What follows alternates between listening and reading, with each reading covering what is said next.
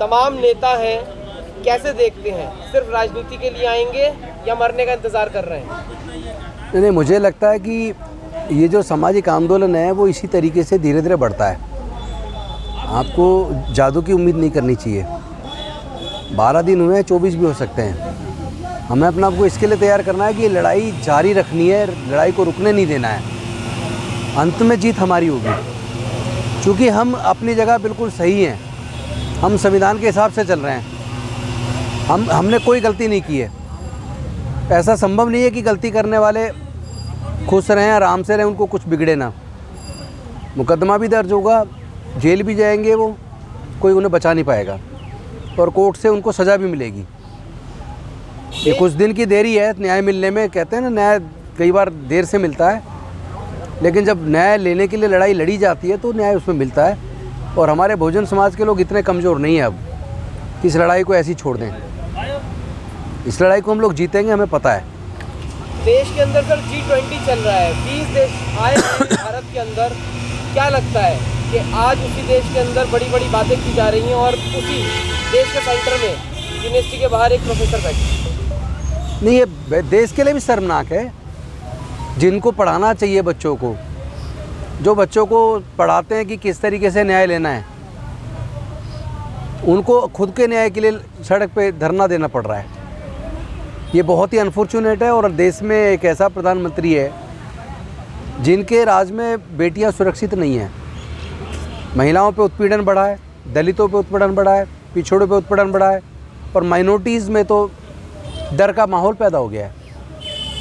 और पूरे जो दुनिया से लोग आए हैं 20 देशों से G20 में, ऐसा नहीं है कि उनको पता नहीं है। यहाँ की सारी वीडियो जा रही है, देश की छवि बिगड़ रही है, लेकिन देश की सरकार को देश की छवि की चिंता नहीं है। देश की सरकार को देश के लोगों की चिंता नहीं है। उन्हें लगता है कि नफ़रत पैदा करके ही वो सरकारें बनाते हैं और आगे भी बना लेंगे। लेकिन जब पूरे देश के लोग समझ गए, इकट्ठा हो रहे हैं, संदेश दूर तक जा रहा है, गांव-गांव तक जा रहा है, निश्चित तौर पे समाज के लोग चाहे वो SC, ST, OBC हो या माइनॉरिटीज़ हों, सब लोग ये संकल्प कर चुके हैं कि इस सत्ता को उखाड़ के फेंकने का समय आ गया है। 2024 में एक अहम चुनाव है सर, INDIA का गठन हुआ है, उसको कैसे देख रहे हैं आप?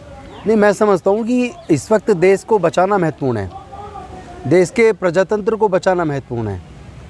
उसके लिए NDA को हरा के इंडिया की सरकार बने, ये तो हम सभी लोग चाहते हैं।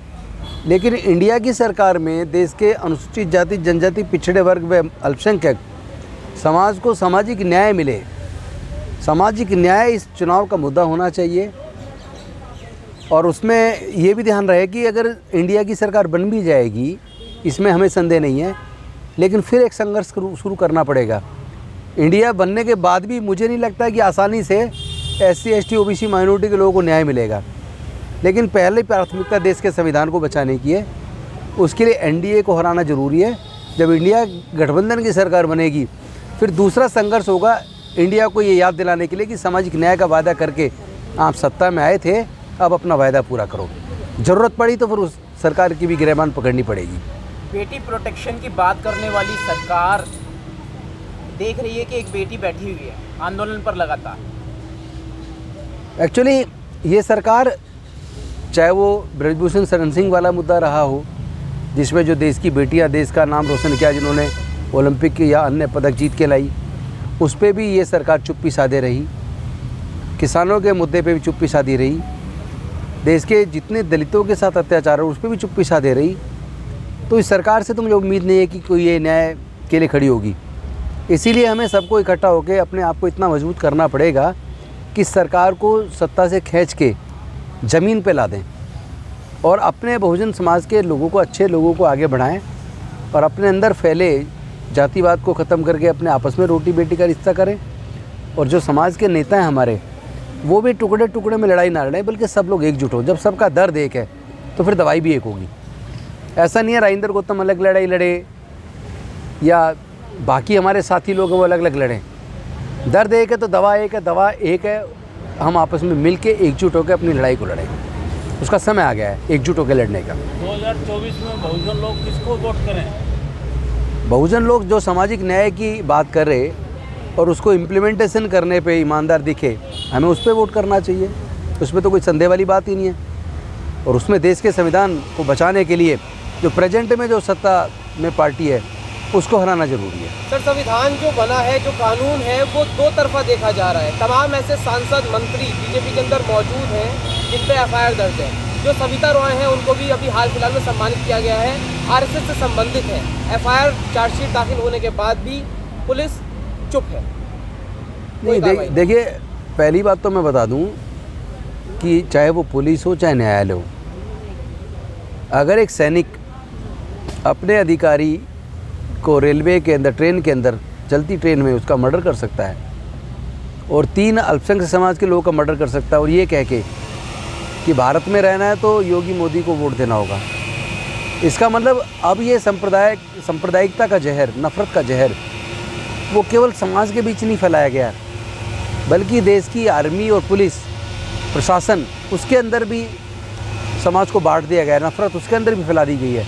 इसलिए देश के सामने ज़्यादा बड़ा खतरा है। इसीलिए तो मैं कह रहा हूँ जो आज देश में सत्ता में पार्टी उसको हराना ज़रूरी है, क्योंकि देश को, देश के संविधान को, देश के प्रजातंत्र को बचाना हम सब की प्राथमिकता होनी चाहिए।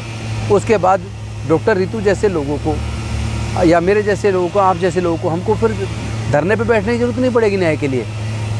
मुश्किल समय में सर एकजुटता का फॉर्मूला क्या है? अभी आपने एकजुटता की बात करी, पूरे 6743 जातियों में बटे हुए। मैं स्पष्ट कर दूं कि एक तो हम लोग जो है, हम लोग कहते हैं कि एक ही पार्टी हो, एक ही संगठन हो, तो ये कभी संभव नहीं है। पार्टी दुनिया, देश में बहुत हैं, संगठन देश में बहुत हैं, और जिनकी हम बात करते हैं कि जो जाति का दम्भ जिनके अंदर है, उनके भी हज़ारों संगठन हैं, लेकिन वो मुद्दे पे एकजुट हो जाते हैं। तो हमारे कितने ही संगठन हो, कितनी पार्टियों में हमारे नेता लोग हों, उनको सामाजिक मुद्दों पर एकजुट हो जाना चाहिए।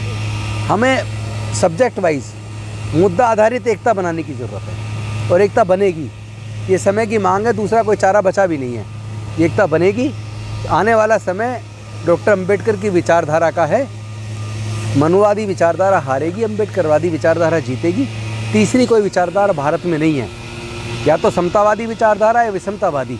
समतावादी विचारधारा बाबा साहेब की विचारधारा है, विषमतावादी विचारधारा मनुवादी विचारधारा है। तो पूरे देश के लोगों को 2 में से कोई एक चुनना होगा रास्ता, और मुझे पूरा यकीन है देश के ज़्यादातर लोग अंबेडकरवाद के रास्ते को चुनेंगे। सर, हम चाहते हैं आप मुख्यमंत्री बने दिल्ली के, तो आप एक ऐसी पार्टी का गठन करें जिससे बहुजन समाज आपका साथ दे, क्योंकि आपने समाज की निस्वार्थ सेवा की है और समाज के दुख दर्द को समझा है। मैं उस दिशा में नहीं सोच रहा हूँ। मैं ये सोच रहा हूँ कि किसी भी तरीके से मुद्दे पे आधारित करके अपने समाज को एकजुट करूँ। हम जब अपने समाज को एकजुट कर लेंगे तो फिर तो हम अपने अधिकार तो छीन ही लेंगे। हमारे हक छीनने वाले वो कौन है? हम लोग हमारे हक जो छीन रहे हैं, हमारे हक छीन रहे हैं हमारी गलतियों से, क्योंकि हम लोग एकजुट नहीं हैं।